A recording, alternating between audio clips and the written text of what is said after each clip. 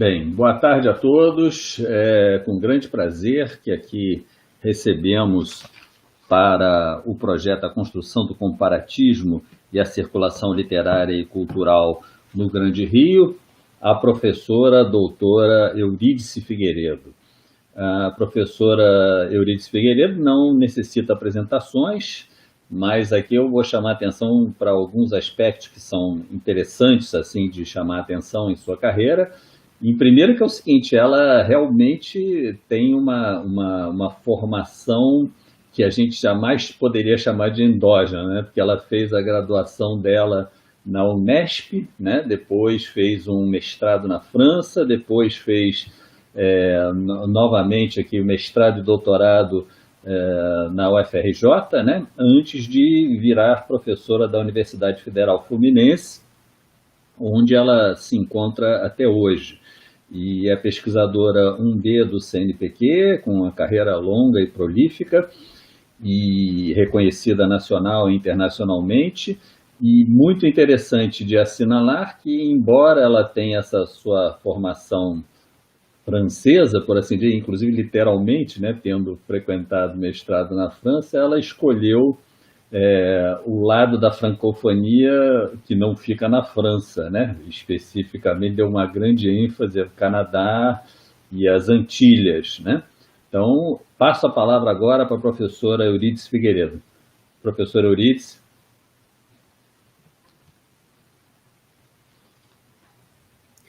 Muito obrigada, Jobim, obrigada pelo convite para participar desse seu projeto, que é muito interessante. E obrigada também às minhas colegas e amigas Silvina Carrizo e Lívia Reis, que aceitaram participar dessa conversa hoje. Bom, sobre um percurso é sempre difícil saber por onde a gente começa, né? Mas eu diria que talvez seja interessante eu começar pela minha experiência na França, onde, ao desembarcar e tomar um táxi, a primeira pergunta que eu ouvi de um francês foi a seguinte: Vous venez des colonies? Quer dizer, ele estava me perguntando se eu vinha de alguma colônia da França. Isso, eu tinha 23 anos e não sabia muito sobre as colônias da França, e era militante, esquerdista, digamos, aqui no Brasil, tinha saído fugida, mas sabia muito pouco ou quase nada sobre o colonialismo francês. Então, foi assim, uma pergunta choque que eu acho que já começou a me despertar para uma problemática colonial que, evidentemente, não estava no meu horizonte de brasileira lá nos anos 70. Bom, durante o período em que eu morei na França, eu sempre era perguntada se eu vinha da Martinica, da Guadalupe, de Tahiti, de Madagascar, enfim, vários lugares assim que foram colonizados pelos franceses, ou que eram já departamentos de ultramar da França, como no caso da Martinica, Guadalupe, Guiana. Mas, sobretudo, o que é importante marcar é que o meu tipo mestiço que dizia, né, passava para os franceses essas perguntas, desencadeava essas perguntas. Então, essa é uma experiência, digamos, pessoal, que evidentemente não está ligado a uma formação que eu tenha tido na França, porque na França eu fiz uma dissertação de mestrado sobre Camus. Então, não era em absoluto ligado a essa problemática que veio a ser a tônica da minha pesquisa. Então, quando eu começo o mestrado na UFRJ, e eu acho que é importante a gente reconhecer o mérito dos nossos professores, das nossas professoras, eu acho que o caminho que eu vou trilhar a partir daquele momento foi, digamos assim, não digo definido, mas pelo menos foi provocado pela professora que eu tive, que foi orientadora do meu mestrado, que é a professora Lilian Pestre de Almeida. Porque quando eu começo a fazer o mestrado, lá em 75, e e tenho como primeira disciplina MCZ, evidente que isso aí vai ter uma repercussão, porque foi sobre MCZ que eu fiz a minha dissertação de mestrado, e nos cursos que eu tive com ela, realmente foi uma descoberta da literatura do Caribe. E foi uma descoberta de toda essa questão da negritude, que começa lá com as vanguardas, e realmente era alguma coisa que não tinha entrado em absoluto na minha formação, que era uma formação tradicional de literatura francesa, seja lá em Assis, na minha graduação, seja na França. Então, a experiência que eu tive com essa professora, inclusive, logo depois que eu terminei o mestrado, a viagem que eu fiz foi uma experiência também muito importante, a viagem que eu fiz à Martinica.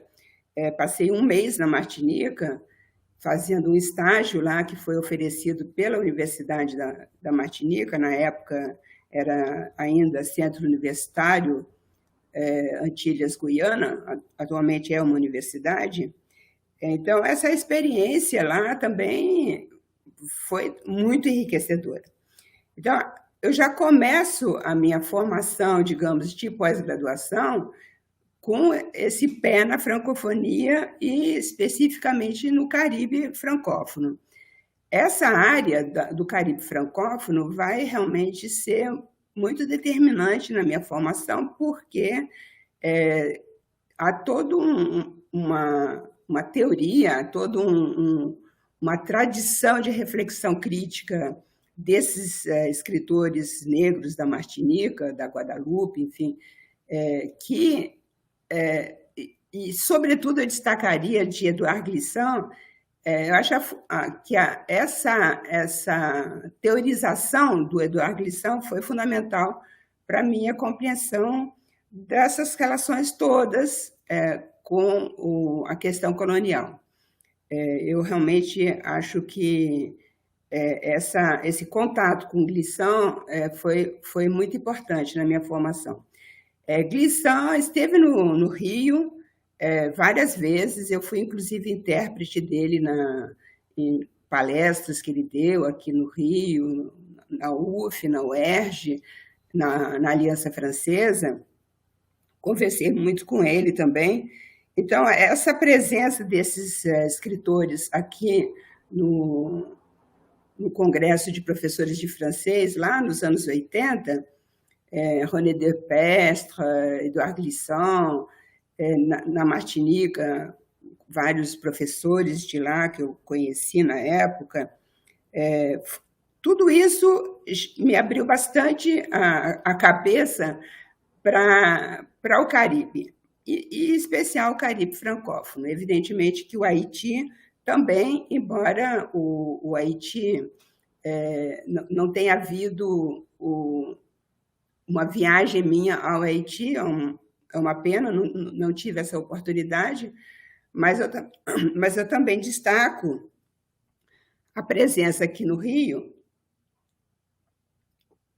várias vezes, de um professor haitiano, que foi o professor Maximilien Laroche, que era professor na Universidade Laval, lá em Quebec, na cidade de Quebec, a Université Laval, e ele fez assim, um convênio com a UF na época e veio ao Brasil inúmeras vezes.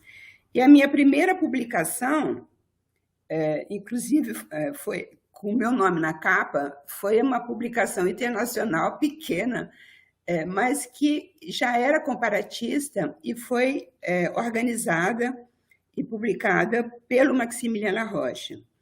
Maximilien Laroche morreu há uns 2 ou 3 anos atrás, e no momento eu participo de um livro que foi feito em sua homenagem, que está sendo publicado no Canadá, pela viúva dele, e que foi organizado pela minha amiga Zila Bernard e um outro professor estrangeiro, de que eu não me lembro o nome agora. Então, esse primeiro livrinho, né, com meu nome na capa, é sobre o personagem Tijan, que é um personagem folclórico, tá, de contos folclóricos do Caribe. E eu comparo nesse artigo, nesse livrinho que está escrito em francês, infelizmente eu nunca traduzi esse texto, nunca foi publicado no Brasil. Eu faço uma comparação entre o Tijan e o personagem Pedro Malazarte. Então, no nível assim, do folclore. E, coincidentemente, tem um romance que também é inspirado nesse personagem do Tijan, mas é um romance da escritora Simone Schwarz-Barth, que eu traduzi, que é o Tijan l'Horizon. Tem esse título e que foi traduzido no Brasil. O título foi escolhido pela editora de Joãozinho no Além. É um livro que está esgotado, mas é um livro, o único romance, aliás, que eu traduzi. É uma experiência assim, que eu não considerei assim, muito feliz, então não repeti. Mas, assim, recentemente, a minha colega lá da UF organizou um livro em torno da questão da tradução e convidou a própria Simone Schwarz-Barth e as suas tradutoras brasileiras. Então, ela fez entrevista comigo, entrevista com a outra tradutora, que é a Estela dos Santos Abreu, que traduziu um outro romance da escritora Simone Schwarz-Barth. Então, esse é o início, digamos assim. Talvez o primeiro livro que eu publiquei no Brasil foi sobre o Caribe francês. Então, Construção de Identidades Pós-Coloniais na Literatura Antiliana, em que eu analiso esses escritores que são os mais conhecidos, os mais importantes, mais destacados na Martinique e na Guadeloupe, que são Aimé Césaire, Fanon, Frantz Fanon, Edouard Glissant, Maryse Condé, uma escritora que é muito prolífica, publicou assim, muitos romances, além de alguns ensaios e algumas peças de teatro, e a própria Simone Schwarz-Barth. Então, é um livro que foi publicado em 98 pela EDUF, e que tem assim, artigos sobre esses 5 escritores.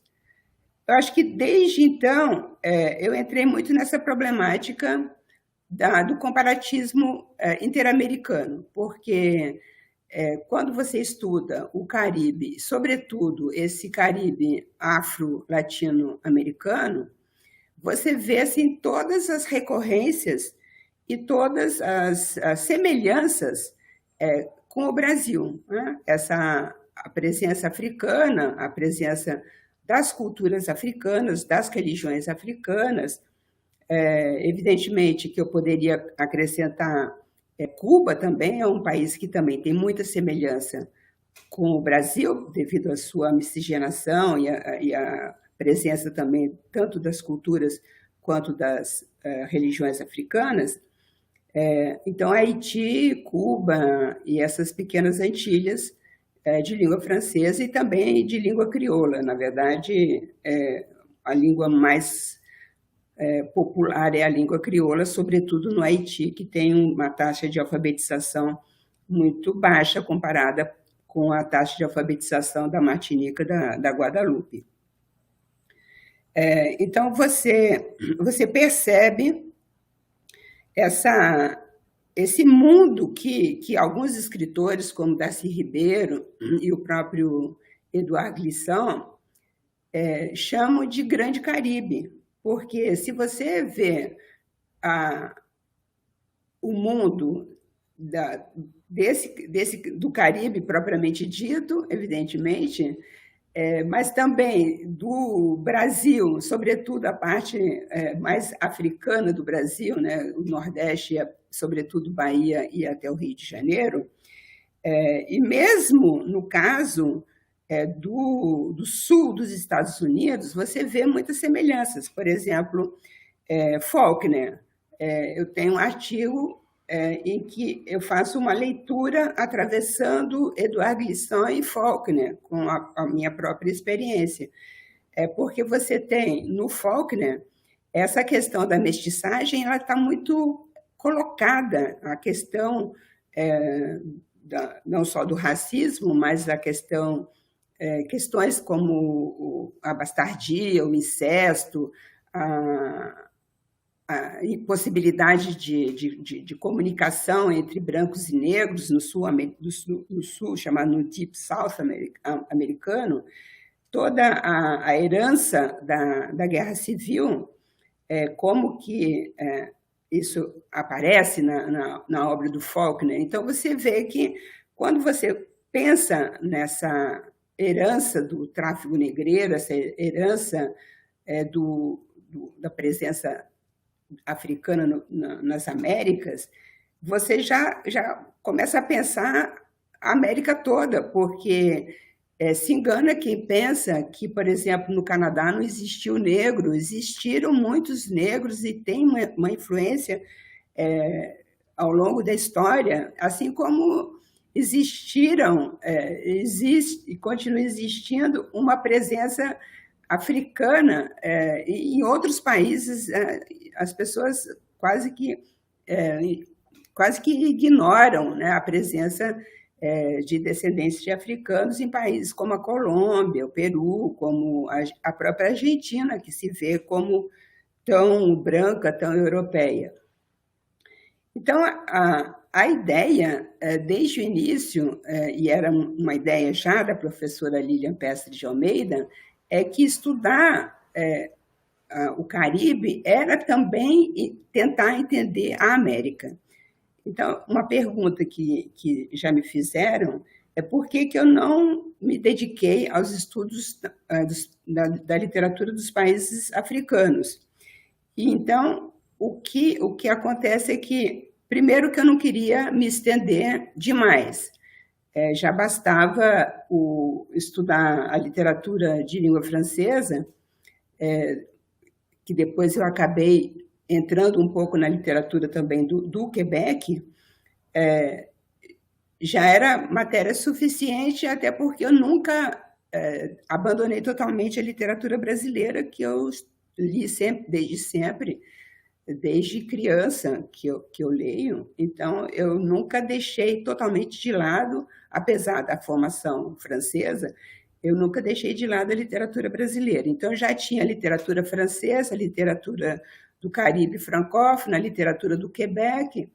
Então, eu não queria estender demais geograficamente. E tem um outro aspecto que é também importante para que se pense o comparatismo.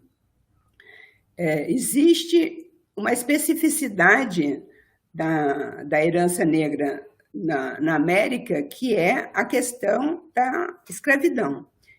É uma coisa que não existiu na África, a escravidão tal como ela existiu na América.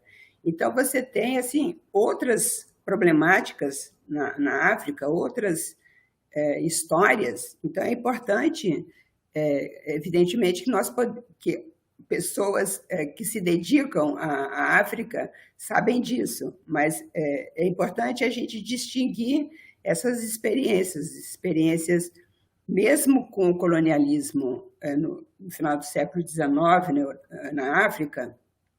O colonialismo europeu penetra no território africano, efetivamente, a partir de 1850, 70. Então, ele vai penetrar na África, mas ele penetra de uma maneira diferente do que ele penetrou nas Américas. Então, a experiência africana mostra, e vários autores que eu li, embora eu não tenha escrito sobre a África, nunca escrevi sobre nenhum autor africano, o que se percebe é que eles conservaram a sua vida, seus costumes, apesar do colonialismo, porque eles estavam em seus territórios, eles não tiveram esse trauma que foi serem transplantados para um outro território absolutamente desconhecido e desprovidos de todos os seus bens. Na África, eles continuaram em suas casas e conservaram o que puderam das suas religiões, das suas línguas, tanto é que as línguas africanas continuam aí, elas continuam existindo na África. E o que não aconteceu com os africanos que foram transladados para as Américas.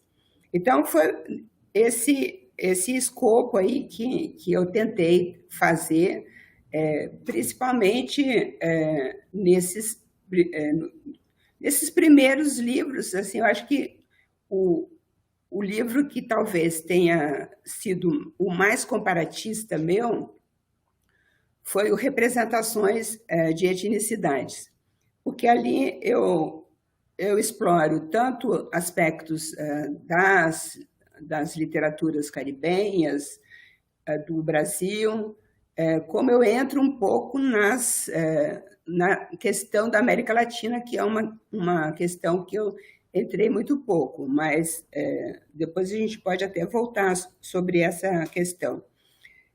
Mas nesse momento que eu fiz esse livro, foi uma reunião, na verdade, uma coletânea de artigos que eu já tinha escrito, enfim, era objeto já de pesquisa de longa data. Então, nesse livro, eu acho que tem uma maior contribuição para dentro dessa perspectiva do chamado pós-colonial, da perspectiva mais do comparatismo interamericano. O subtítulo, aliás, era Perspectivas do Comparativismo Interamericano.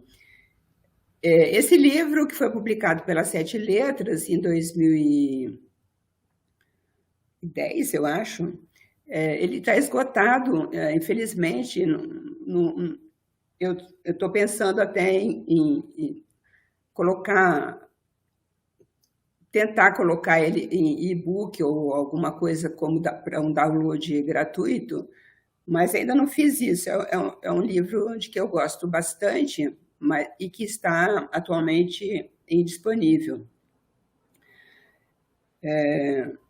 Um outro livro que entra bastante no comparativismo é um livro que eu organizei, não é meu o livro inteiro, que foi o Conceitos de Literatura e Cultura, mas isso já estaria ligado também à questão do GT, de Relações Literárias Interamericanas, que também a gente pode falar daqui a pouco. Mas acho que no início, pensando assim, até o ano 2000, a minha pesquisa foi basicamente sobre Quebec, Caribe francófono e Brasil. E no final, já nos anos 90, poderíamos falar também da minha participação na criação do nosso doutorado em literatura comparada. Mas acho que eu deixaria aqui e abriria um pouco para as perguntas de vocês, porque eu acho que seria interessante a gente estabelecer esse diálogo, né? Porque vocês estão aqui para conversar comigo também, né? Ok, Eurídice, muito obrigado. Então, já que temos de fazer as perguntas, vamos às perguntas, né? Eu perguntaria a você, inicialmente, já que você fez esse depoimento sobre o seu trabalho comparativo no eixo Antilhas, Quebec, Brasil, né? Como você vê o seu trabalho como comparatista de literaturas francófonas a partir de um lugar de fala brasileiro, né? E em que medida o seu trabalho mais recente com literatura brasileira dialoga com questões comparatistas que estavam presentes em momentos anteriores de sua carreira, trabalhando com outras literaturas nacionais? Trabalhar com literaturas francófonas no Brasil nem sempre é fácil, porque a grande parte dessa literatura não está traduzida, e o público que nós temos na universidade, os alunos que a gente tem na universidade, que conhecem bem o francês para ler no original, esse público é bastante restrito. Então, a gente tem uma dificuldade bastante clara. Não só é difícil encontrar os livros no original, em francês, livros, por exemplo, publicados no Quebec, mesmo na França, dessas literaturas menos mainstream, né? Menos badaladas, nem sempre é fácil. Agora, evidentemente, que a situação é um pouco diferente com a internet, com as compras online, mas quando eu comecei a dar aula na UF, nos anos 80, eu entrei na UF em 82, era muito difícil obter esses livros. Então, eu sempre que viajava, eu comprava livros, trazia livros. A um determinado momento, comecei a encomendar também livros, mas sempre era bastante difícil. Então, essa geração que estudou na universidade, na graduação, nos anos 80, é uma geração que estudou com Xerox. Como hoje os estudantes muitas vezes usam PDF, lá nos anos 80, 90, até os anos 2000, os alunos usavam fundamentalmente Xerox. E a Xerox lá no Instituto de Letras era sempre muito movimentada. Os alunos faziam fila para tirar Xerox. Se muitos dos atuais professores, inclusive, que entraram na UF, ou na UERJ, ou em várias universidades, esses alunos, esses atuais professores, né, eles tiveram a sua iniciação nas literaturas francófonas com Xerox. Então, é uma dificuldade. Realmente, você fala para um público bastante restrito, porque as pessoas também não se interessam muito pelo que não conhecem. Então, é um pouco difícil a situação. Acho que até atualmente tudo se tornou um pouco mais fácil. Há muito mais comunicação entre as pessoas, as coisas ficaram bastante facilitadas. Recentemente, inclusive, a Vanessa e a Massoni, que é professora da UF, e a Margarete dos Santos, que é minha orientanda da Bahia, da UNEB, que vai defender a tese agora no final do mês, organizaram um evento só sobre Caribe e tinha bastante gente interessada. Então, uma grande... É um campo que continua aberto e cada vez mais aberto.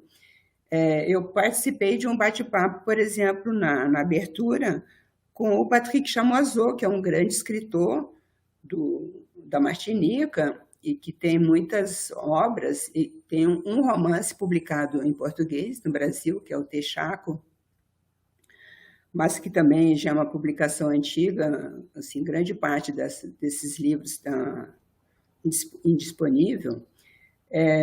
Parece que tem um livro dele que vai ser mais ensaístico, que vai ser publicado pela Bazar do Tempo, se não me engano, que se chama Escrever em País Dominado. Mas é um escritor que tem mais de 20 livros e você tem um publicado no Brasil, traduzido no Brasil, é muito pouco.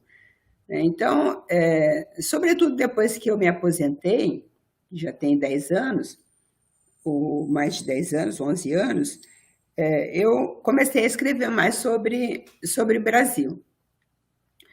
Então, mas, de qualquer modo, você não perde essa perspectiva comparatista, mesmo quando você não escreve realmente sobre.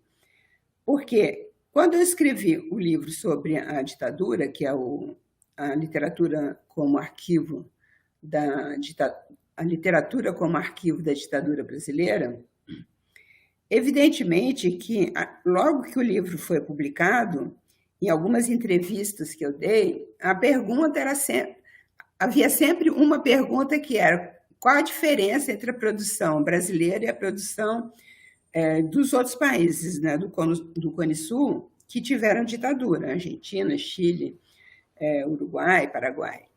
Então, é um caminho que está aberto. Eu publiquei só um artigo sobre um escritor brasileiro e um escritor argentino, que é o Patrício Pron e o Julián Fuchs. O Julián Fuchs é um escritor brasileiro, filho de argentinos. Então, esse artigo foi publicado mais recentemente num livro organizado pela Regiane Pivetta, lá do Rio Grande do Sul, se chama Literatura e Ditadura. Mas, que eu me lembre, eu não escrevi outros artigos sobre essas semelhanças ou diferenças, enfim, esse comparatismo que poderia existir e que existe, na verdade, há pessoas, muitas pessoas que estão trabalhando nessa perspectiva da literatura das ditaduras do Cone Sul.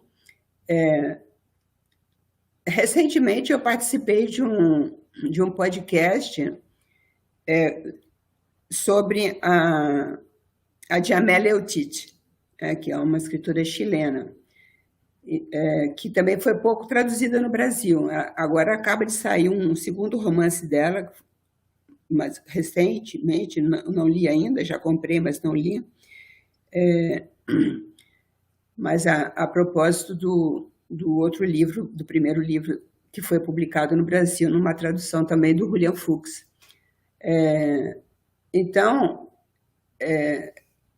é um assunto que se abre, de qualquer modo, né? Mesmo que você não tenha uma produção, é uma matéria para sua reflexão, porque não tem como não pensar sobre isso. E, evidentemente, que eu leio outros escritores argentinos ou chilenos, sobretudo uruguaios, mas não apareceu muita coisa ainda em termos de produção minha. O meu último livro, que é Por uma Crítica Feminista, também é um assunto que se presta para um diálogo. Esse diálogo no livro se apresenta muito mais do ponto de vista teórico e do ponto de vista também do corpus. O diálogo ainda é muito com a França ou com o Quebec.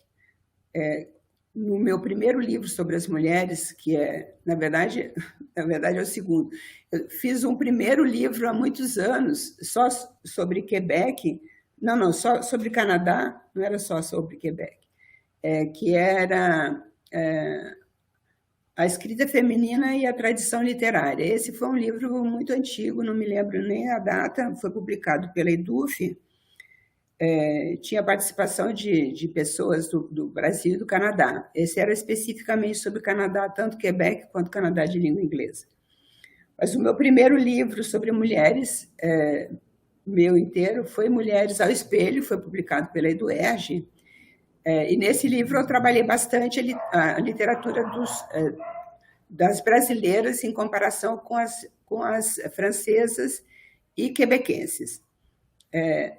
Agora, nesse último, eu também volto um pouco para as francesas, em especial as grandes feministas francesas, como Simone de Beauvoir, até a mais recente, uma relativamente jovem, que é a Virginie Despentes, que tem um texto ensaístico, um ensaio autobiográfico muito interessante, que foi traduzido aqui no Brasil, que se chama Teoria King Kong. Então, eu passo pela Cixous, pela Simone de Beauvoir, pela Cixous, pela Monique Wittig e pela Virginie Despentes. Então, são 4 escritoras de língua francesa. A Monique Wittig morou uma grande parte da vida nos Estados Unidos, ela é mais conhecida nos Estados Unidos do que na França, propriamente. Ela se tornou conhecida nos Estados Unidos. E a Simone de Beauvoir e a própria Cixous, o texto dela teve um impacto mais a partir da tradução nos Estados Unidos do que propriamente na publicação original na França. Ela realmente entra no feminismo dos Estados Unidos com grande força quando o seu livro sobre a Medusa, como é que chama? Esqueci agora. Então, essa perspectiva comparatista, ela está subjacente muitas vezes. Mesmo quando eu tento trabalhar mais diretamente a literatura brasileira, as escritoras estrangeiras, elas estão como ponto de referência, sobretudo as francesas, e no caso das mulheres, sobretudo as francesas, né? E algumas teóricas também do Quebec, que são bastante interessantes. E escritoras também que, embora nem sempre eu publique sobre análise de romances delas, eu continuo lendo e elas continuam aparecendo de alguma maneira um pouco mais indireta na minha reflexão.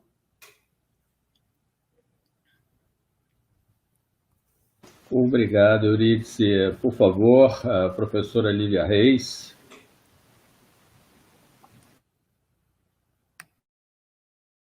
Está sem som, Lívia. Ok. Eu achava que o Pedro aqui ia ativar o som.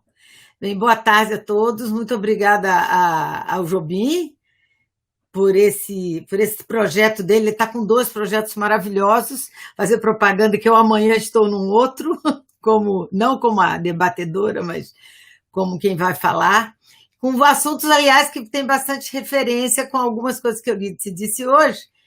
Mas agradeço a Eurídice também, né? Porque ela que sugeriu o Jobim, meu nome, e é sempre um prazer estar junto academicamente com pessoas que a gente gosta tanto, que é o caso dos 3 aqui do meu lado direito. Então, né, a gente olha assim, se olha em 3, Eurídice, Silvina e Jobim.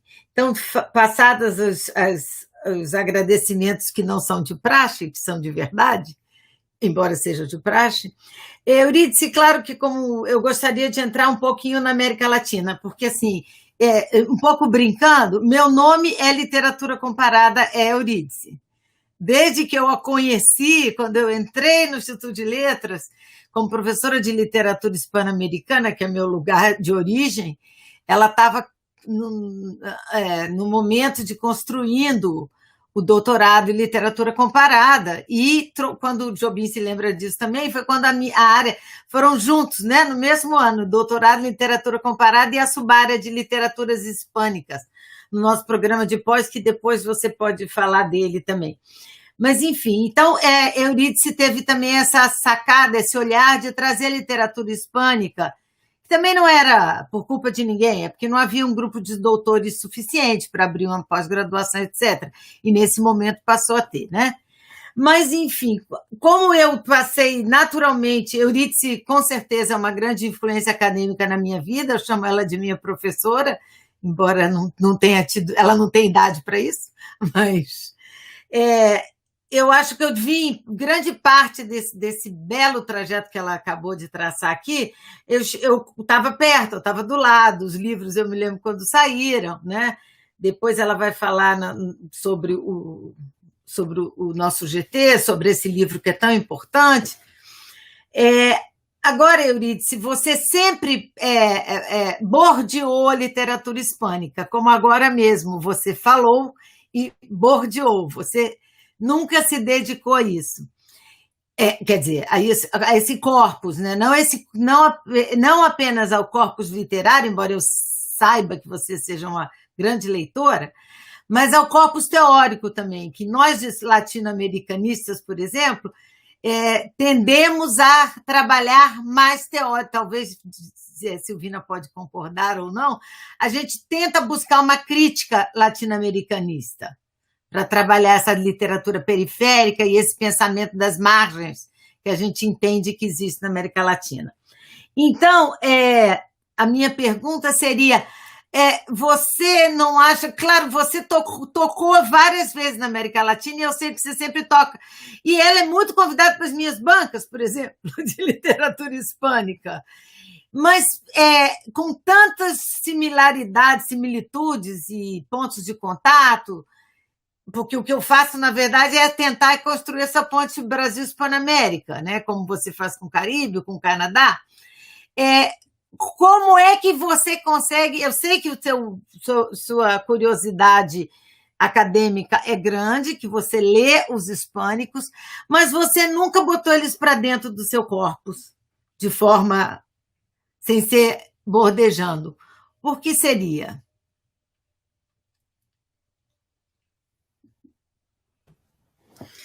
Porque a gente não pode fazer tudo.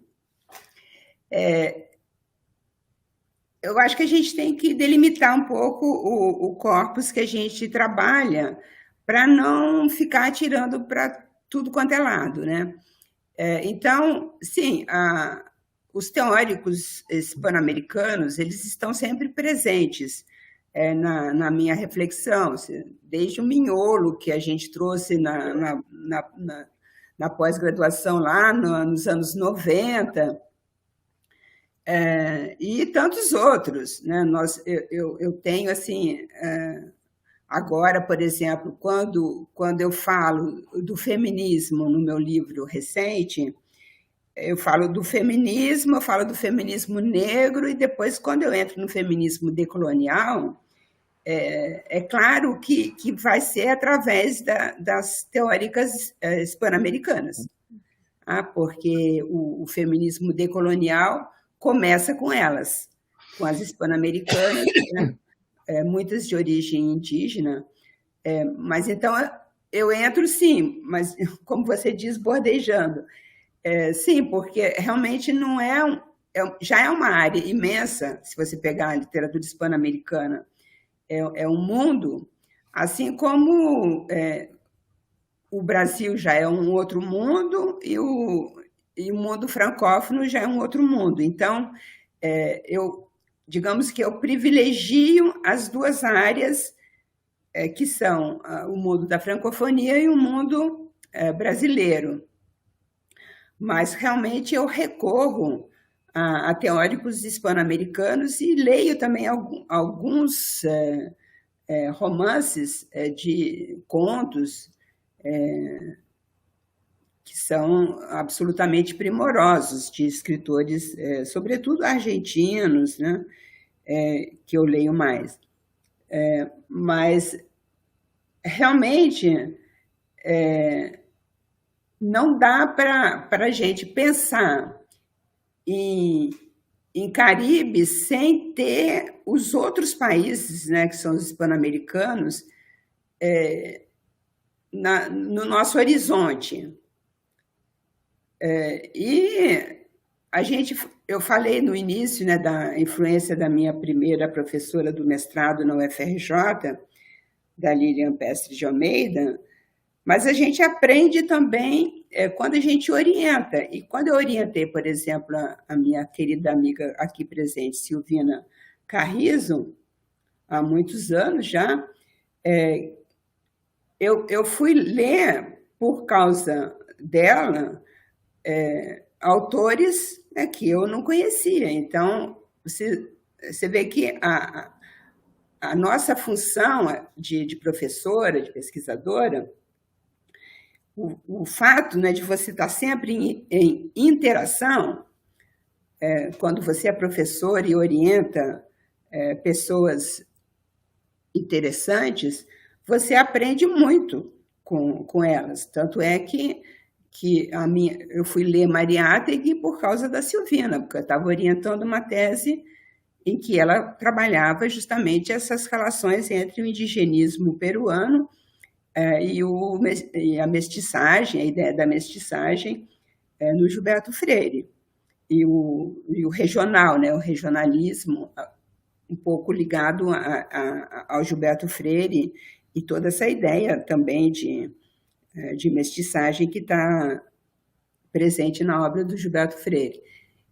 Então, eu orientei muitas dissertações e teses, e não só sobre literatura brasileira ou francófona.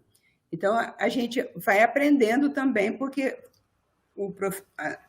eu fui levada a ler outros escritores por conta dessa experiência.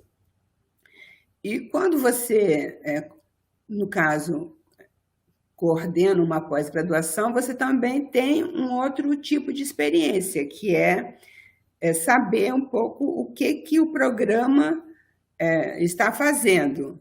E a minha experiência na criação e na implantação do doutorado de literatura comparada na UF, a própria criação da revista Gragoatá, você lê muitas coisas justamente por conta desse tipo de trabalho, que é, no início, quando eu comecei a editar a revista Gragoatá, e agora, assim, a quantidade de pareceres que eu dou para revistas no Brasil, e algumas até no exterior, é uma coisa assim que não acaba, é muito trabalho. Então, isso faz com que você entre em áreas que não são exatamente as suas, mas isso é importante para a sua formação, não necessariamente para a sua expressão. Você não vai necessariamente escrever sobre isso. Obrigada, Eurídice. Vou passar para a Silvina. Se Jobim me permitir, no final, eu tenho outras perguntas que a sua própria resposta suscitou na minha cabeça. Então, eu passo para a Silvina.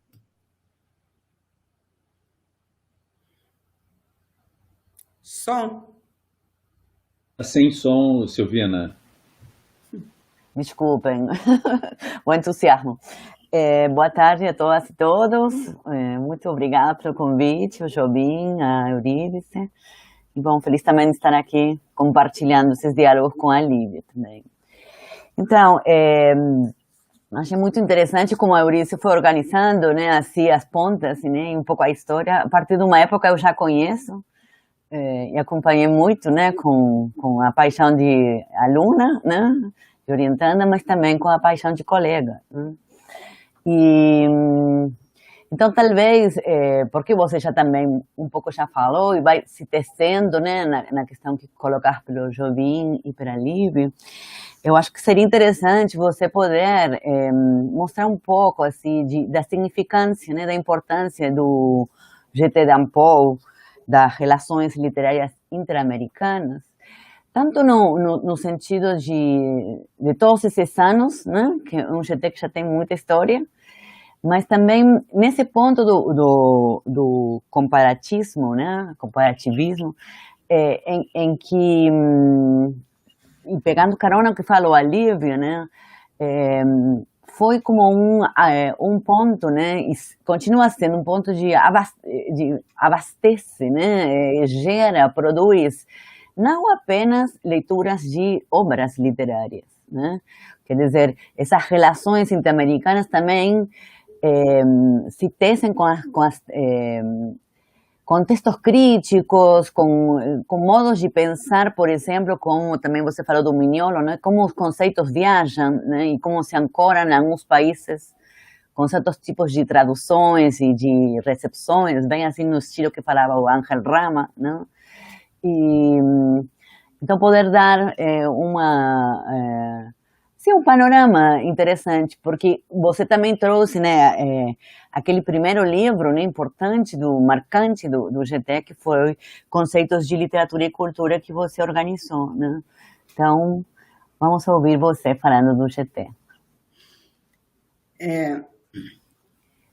Então, o GT, Relações Literárias Interamericanas, foi um projeto que eu fiz com a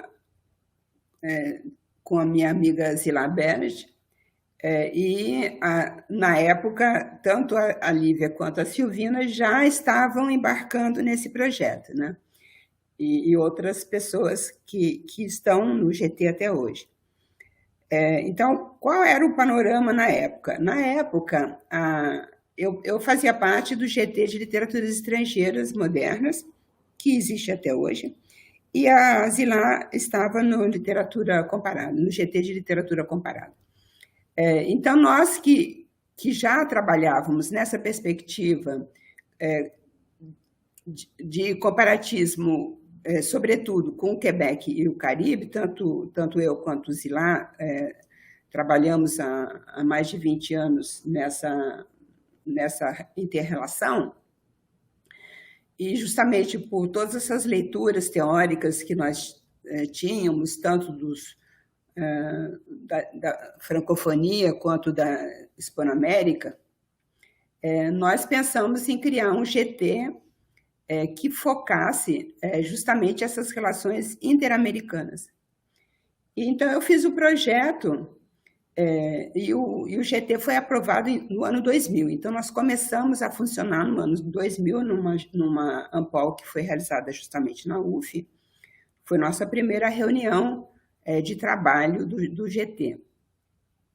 E aí, na época, eu tinha esse projeto de pesquisa do CNPq que já era voltado para essa questão que a Silvina acaba de colocar, que era como viajam os conceitos. Essa questão de como que alguns viajam, outros não viajam, que é uma questão que também o Walter Mignolo, em algum momento, em algum trecho de algum texto dele, ele fala sobre isso, sobre os conceitos que viajam e os conceitos que não viajam. Então, juntos, ali naquela reunião, em 2000, então nós fizemos esse projeto, que era a partir do meu projeto de pesquisa, mas que foi um projeto elaborado em comum com aquele grupo, de fazer um livro sobre esses conceitos. E a gente fez esse levantamento dos conceitos que seriam mais interessantes e mais pertinentes para se pensar a América em geral, a questão na América. E nós temos, desde o início, nós sempre tivemos no GT professores de todas as áreas, todas as línguas principais da América, que são português, espanhol, francês e inglês. Então, nós fizemos esse levantamento e esse livro foi feito com 21 conceitos, e é um livro que a Lívia e a Silvina sabem, é um livro que é muito usado até hoje, embora ele esteja atualmente indisponível. Eu e a Lívia e a Silvina também, nós já falamos com os diretores das editoras da UFJF e da UF, para que esse livro seja colocado para download gratuito no site da EDUF. Então, isso está em negociação, ainda não foi feito, mas já foi conversado, os diretores das editoras já concordaram, só não efetivaram ainda. Então, esses conceitos, como de mestiçagem, de regionalismo, de transculturação narrativa, realismo mágico, realismo maravilhoso, antropofagia, entre lugar, são conceitos que tiveram mais ou menos repercussão em várias regiões da América. O hibridismo, por exemplo, que tem várias maneiras de se conceber, né? O hibridismo, às vezes colocado como hibridação, enfim, são várias as acepções, digamos, desses conceitos dependendo do lugar em que se encontra, quando foi criado e como ele foi transplantado, né? Como ele viajou nesse sentido. O conceito de negritude, por exemplo, né? O conceito de negritude que nasce com Césaire, Senghor e Damas, lá no âmbito das vanguardas, na França, no contato que Césaire teve com essas pessoas, né? Com os africanos que ele conhece na França, lá nos anos 30, e o Damas, que é da Guiana, mas que ele também encontra em Paris. Paris é tem uma circulação aí de pessoas e de ideias, porque é na França, é em Paris que ele vai conhecer, vai descobrir os escritores negros americanos da Harlem Renaissance, né? Então, você vê como que esse mundo das vanguardas vai repercutir nessa criação da negritude depois em suas várias formulações, porque na América Hispânica, por exemplo, sobretudo no Caribe hispânico, vai se falar de negrismo. Então, tem as variações de país para país. Então, a transculturação, por exemplo, que começa como um conceito antropológico em Cuba, ele ganha um sentido mais crítico literário com Rama, né? Então, você vê como que esses conceitos também vão sendo ressignificados, né, nessas viagens. Então, o GT, a partir desse momento, a partir desse livro, já tivemos muitos encontros, nós já atingimos a maioridade, porque nós temos 21 anos, então nós já publicamos, né, o grupo, né, do GT. O GT já publicou vários livros e justamente é um grupo de pesquisa, um grupo de trabalho, que permite justamente esse tipo de diálogo. Então, evidentemente que nós aproveitamos dessa possibilidade que o GT nos proporciona, de ter esse diálogo interamericano, porque a experiência, para dar um exemplo, né, a experiência dos professores de inglês, por exemplo, que trabalham em literatura norte-americana, a experiência deles é muito diferente da experiência de quem trabalha com hispano-americana ou quem trabalha com brasileira.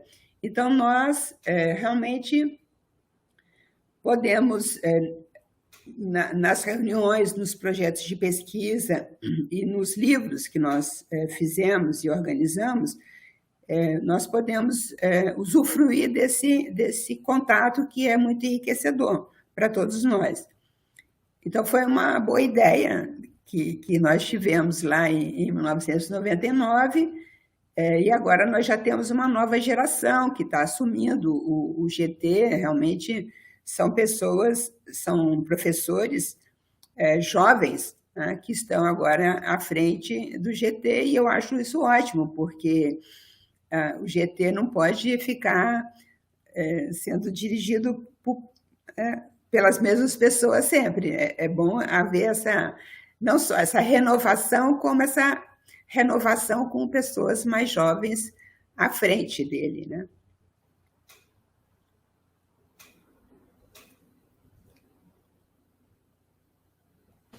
Obrigado. Vou fazer uma outra questão para você, que você começou a tocar nela, mas eu gostaria de retornar, então, ao que você já tocou, que é que você falasse mais um bocadinho sobre essa sua experiência. Você foi da comissão que gerou, né, o programa de doutorado em literatura comparada na Universidade Federal Fluminense, né, e lidando, inclusive, com o professor Silviano Santiago, a professora Laura Padilha, né, que foram os antecessores e que implantaram, ao final de seus respectivos mandatos, o programa, né? Então, eu gostaria que você falasse um bocadinho sobre quais eram o que estava em tela, né? O que estava em jogo, quais eram as discussões nesse momento inicial, né, de implantação do programa de pós-graduação em nível de doutorado de literatura comparada. É realmente importante falar sobre isso. Primeiro, eu gostaria de destacar a importância que foi para nós o contato com o Silviano Santiago. O Silviano vinha de uma experiência grande, tanto na PUC como uma experiência internacional, conhecia bem a pós-graduação, e a nossa pós-graduação, no momento que ele entrou para coordenar, em 88, era um programa um pouco envelhecido na sua concepção e pouco dinâmico. Então, ele teve, apesar de ter ficado pouco tempo na UF, ele teve um papel importante, e foi ele realmente que nos provocou para nós criarmos o doutorado em literatura comparada, que era, na verdade, o primeiro doutorado. Era um curso pobre no sentido que só tinha mestrado, e em 88 ninguém estava pensando em criar um doutorado. E o Silviano, então, atiçou, botou fogo para a gente criar um doutorado.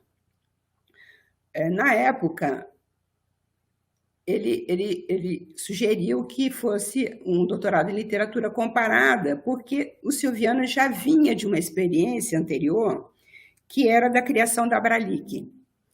Ele esteve à frente, junto com outras pessoas, naturalmente.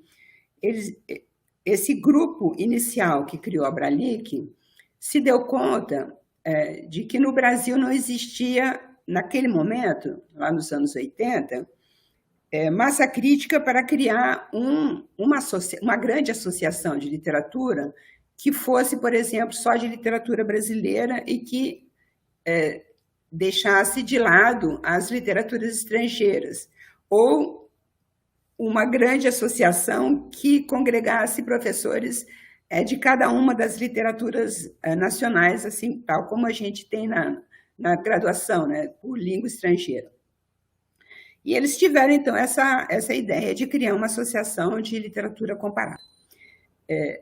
Então, o Silviano vinha dessa experiência de entender que era melhor juntar as pessoas do que separar as pessoas. Eu acho que é uma ideia bastante válida, e que ele também aplicou para essa criação do doutorado nosso em literatura comparada. Ele sugeriu que fizéssemos em comparada, porque havia poucos professores das literaturas estrangeiras.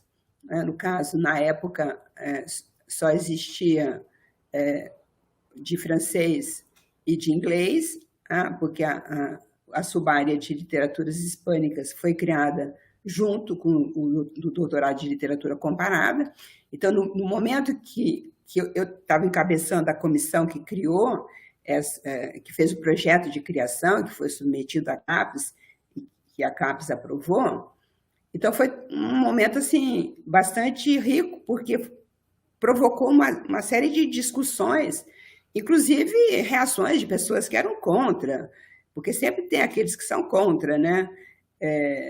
Nada é muito tranquilo, né?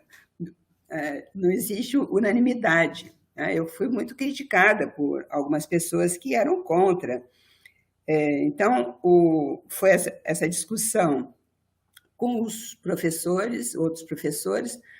No momento que o curso, que o projeto foi aprovado no nosso colegiado, o Silviano já tinha saído da coordenação, e era a Laura Padilha que era a coordenadora da pós, eu era vice-coordenadora, e pouco depois eu assumi a coordenação, e no início, então, foi aquela implantação no início com muito pouca gente, poucos alunos, ainda uma coisa incipiente. Nós criamos a primeira entrada foi em agosto, então não é um mês exatamente ideal para fazer o ingresso, mas nós queríamos, a partir do momento que a CAPES aprovou, nós falamos, bom, vamos agora fazer um edital e fazer um ingresso. Nós temos de começar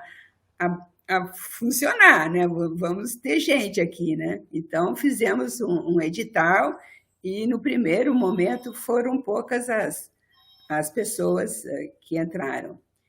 Mas, então, essa foi uma experiência importante, porque foi um curso que juntou todos os professores, já numa perspectiva não de literatura nacional, de literatura comparada, mas também em termos de linhas de pesquisa, né, que já se impunha, com o fato que nós já tínhamos, já na época do Silviano, nós já tínhamos reformulado as linhas de pesquisa do programa, que eram, em 88, quando ele entrou, que eram completamente defasadas, eram aquelas listas enormes, que eram, na verdade, programas e não linhas de pesquisa. Então, foi um pouco...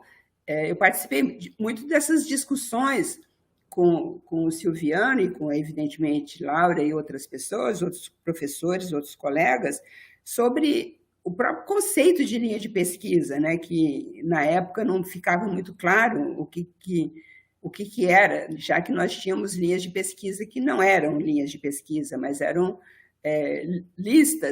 listagens de pontos, né?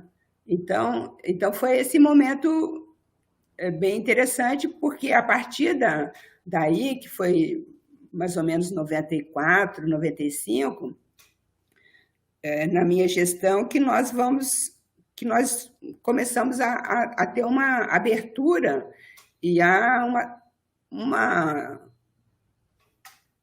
uma presença maior também na pós-graduação do Brasil, eu acho. Um pouco por influência do Silviano, um pouco pelo fato que nós criamos o doutorado, finalmente, e um pouco também pela criação da revista Gragoatá, que eu acho que deu mais visibilidade para o programa, porque foi uma revista que, na época, teve um impacto importante, porque ela era muito bonita, muito diferente de tudo que se fazia até então. E então, ela teve uma circulação e uma recepção muito...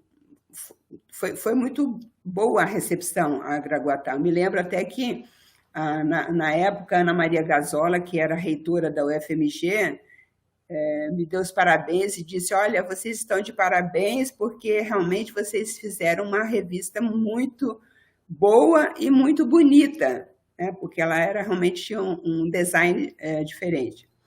E abrimos assim com tudo, né? No primeiro número tínhamos um artigo do Silviano Santiago, um artigo do Walter Mignolo. Então, realmente, foi um primeiro número já sobre o pós-colonial. Então, mostrava que a gente já estava assim, muito dentro dessa problemática, né, do pós-colonial que viria a dominar as discussões assim, nos anos seguintes. Então, foi um reconhecimento também do nosso trabalho.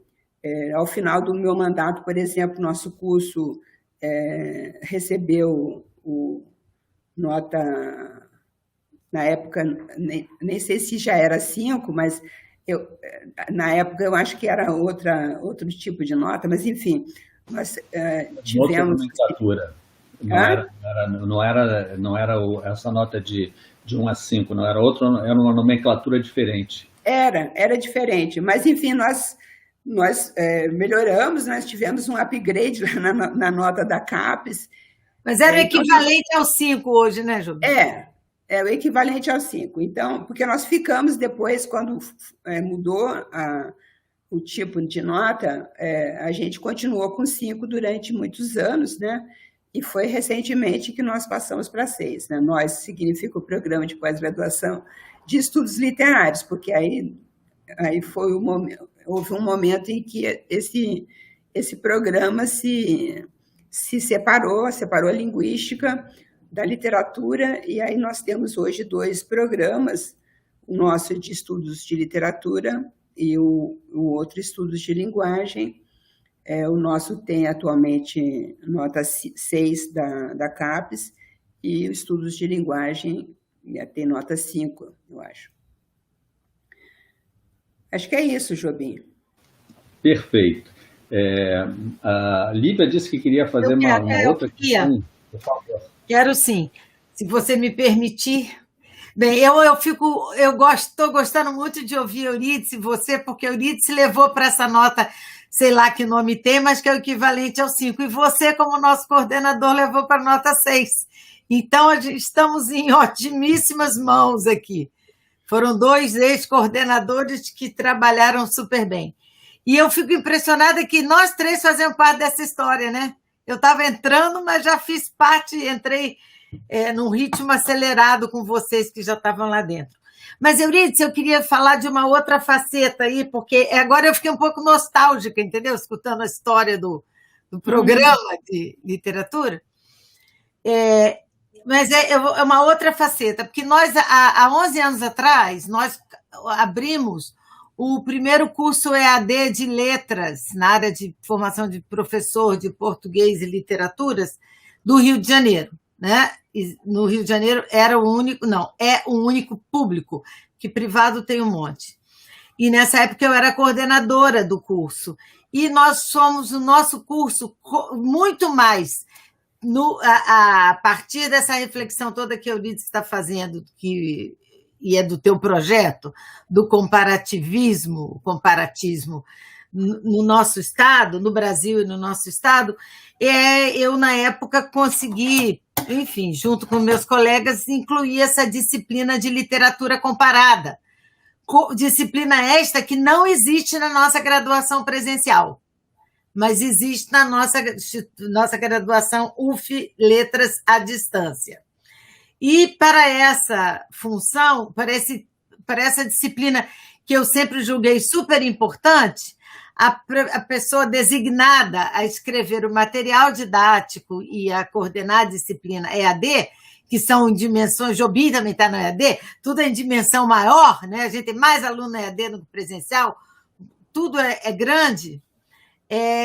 Eurídice ficou junto chamou uma colega, que hoje é colega, na época era orientanda dela, junto elas fizeram um livro super interessante, que eu acabo de saber que o livro didático que foi feito para EAD foi transformado para ganhar, para ser livro didático, sem o aposto EAD, o livro didático de literatura comparada. E que eu acho que é outra coisa super importante que a gente, na área das literaturas, estamos fazendo na UF. Para quem não sabe, o material de EAD a gente é transformado em livro, para o uso interno do próprio curso. E algumas vezes eles escapolem desse mundo e vão para o mundo exterior para ser usado como livro, e é o que vai acontecer agora com o livro da Eurídice. Originalmente da EAD, agora com algumas modificações para ser um livro que eu não conheço outro livro de literatura comparada para ensino de graduação no Brasil. E é esse espaço que esse livro vai ocupar. Então, Eurídice, você podia falar um pouquinho sobre isso, sobre esse projeto? Sim, posso falar. Realmente é um trabalho interessante. Primeiro, no momento que você estava fazendo o projeto de criação, eu concordei, eu aceitei ser a coordenadora da disciplina. Depois me matou. Depois, no momento que o curso foi implantado, aí você leva um susto, porque você tem que produzir um material imenso, que esse livro, que está tanto na plataforma, quanto o livro físico existe para os alunos da EAD. Então, eu fiz um livro. Inicialmente, eu fiz a concepção, né, digamos, do livro, e depois eu soube que tinha todo um trabalho lá pedagógico, junto com as pedagogas da EAD, enfim, do pessoal que coordena a EAD. E aí eu convidei a Ana Fedres, que atualmente é professora de literatura brasileira da UF, mas que na época não era me orientando, ela não foi me orientando, mas ela fez um pós-doc comigo e se tornou minha amiga. Então eu convidei-a a participar da confecção desse livro. Então ela escreveu algumas partes do livro, principalmente a parte de poesia, que não é a minha área, algumas partes dos escritores de língua inglesa também, que não é minha área, apesar que alguns escritores fui eu que escrevi de língua inglesa, como Joyce, como Faulkner, como, enfim, Virginia Woolf. Então, alguns escritores são da minha predileção e outros nem tanto, né? Então, ela fez algumas partes do livro, e principalmente ela fez, no momento que a gente estava fazendo o material para a EAD, ela fez toda a parte pedagógica, porque eu não quis nem conversa com as pedagogas da EAD, porque eu tenho alguma alergia a essas discussões. E aí, o ano passado, a Eduf lançou um edital para a confecção de livros destinados à graduação, que seriam feitos para download gratuito. Aí eu já tinha a ideia, desde o momento que eu fiz lá o projeto e fiz grande parte do livro, eu já tinha ideia de que eu queria que esse livro ficasse para download gratuito. Eu sempre pensei, porque enquanto ficou só na EAD, só os alunos da EAD tinham acesso a ele, mais ninguém. E, inclusive, ele não está à venda para o público, ele é dado de graça para os alunos da EAD. Então, a minha ideia sempre foi essa, de que ele ficasse para download gratuito.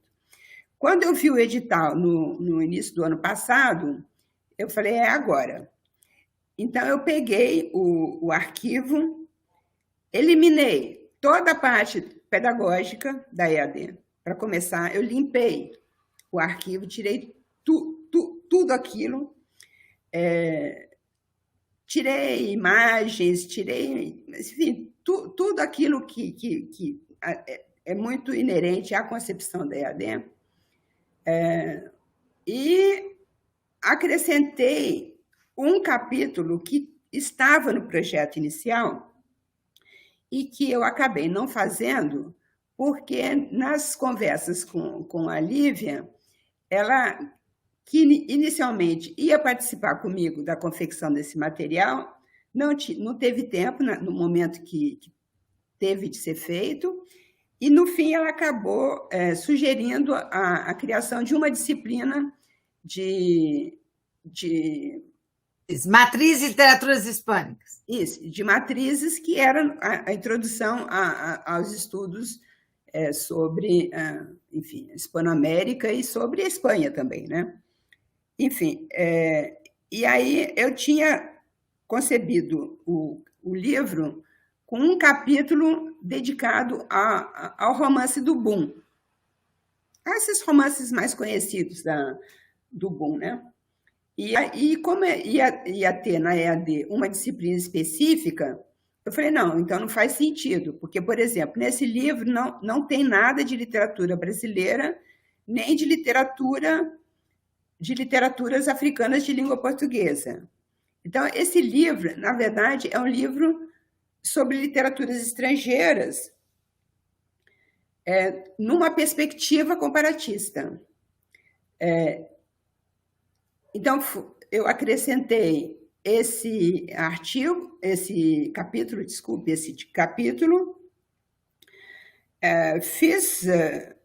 Eu e Ana fizemos bastante revisão e acréscimos, cortes também, claro. A gente sempre acrescenta e corta. E também o livro, no edital, existia um número máximo de caracteres. Então, a gente tinha de se adequar a isso também. Então, eu tive de cortar bastante gordura que tinha no arquivo para se adequar ao edital. E, no fim, esse livro ganhou um outro título, que é Janelas para o Mundo. Então, atualmente, esse livro vai sair agora pela EDUF para download gratuito, com o título de Janelas para o Mundo, Literatura Comparada ou os autores estrangeiros que você deve conhecer. E é uma concepção de literatura, evidentemente, que sempre que você faz recorte, o recorte tem a ver com as suas escolhas e com as suas leituras, a sua própria concepção, né, do que é literatura comparada, do que é o cânone, né, discutir. Aliás, a discussão sobre o cânone já é uma grande discussão. Então, tem um primeiro capítulo que é teórico sobre o que é literatura comparada. O título do capítulo é justamente o que é literatura comparada, em que eu introduzo a questão da World Literature, a Literature Monde, né, todas essas discussões de hoje também. E depois a gente parte do século XVII, com Cervantes, um capítulo sobre Cervantes, um capítulo sobre Shakespeare e um capítulo sobre teatro clássico francês. Então, assim, são os grandes momentos, né, das 3 línguas. E depois a gente vai indo para o século XVIII, o romance inglês. Essa parte também fui eu que fiz, depois o romance francês do século XIX, o romance inglês do século XIX, o romance americano do século XIX, a poesia romântica, a poesia francesa, inglesa, americana, o romance russo, depois os grandes do início do século XX, Proust, Joyce, Virginia Woolf, Kafka, não sei se tem mais algum. Depois o boom depois tem as vanguardas. As vanguardas, sobre esses romances, grandes romances que impactaram a evolução do romance.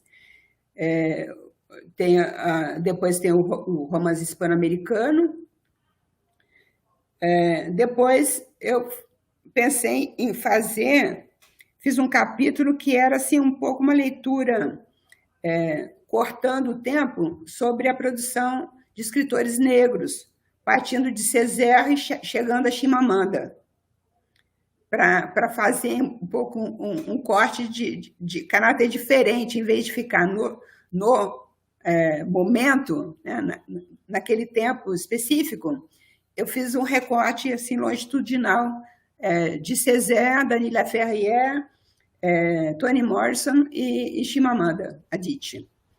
Então, foi isso. Assim, eu acho que é uma amostragem para os alunos desses grandes escritores que tiveram um impacto na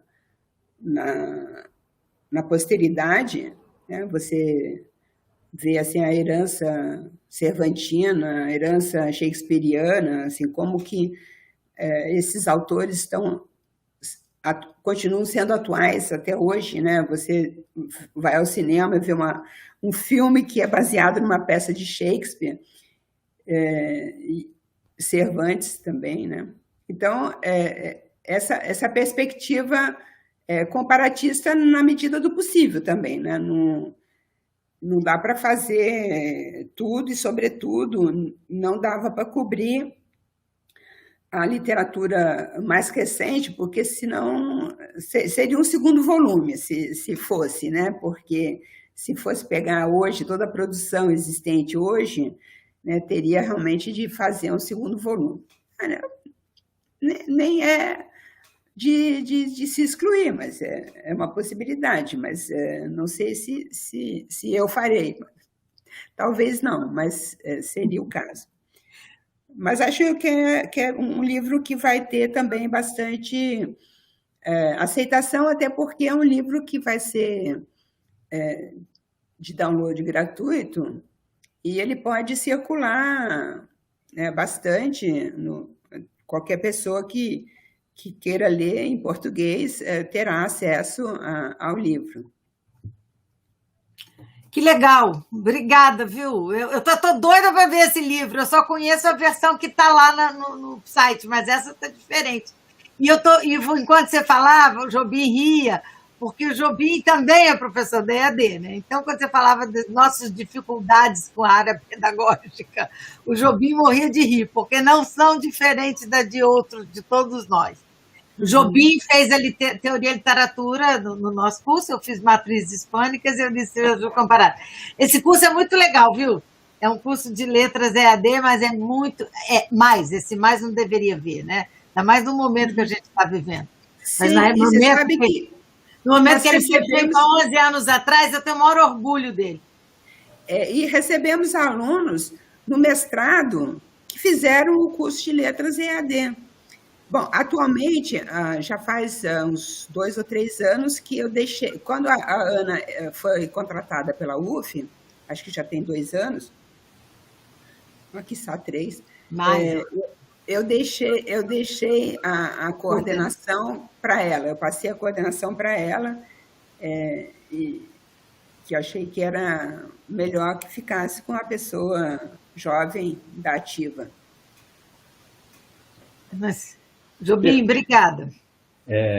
Bem, então agradeço aqui a professora Eurídice por essa sessão, muitíssimo obrigado a ela, muito obrigado à professora Lívia Reis, muito obrigado à professora Silvina Carrizo, né? E encerramos agora esta sessão. Obrigado. Obrigada. Obrigada.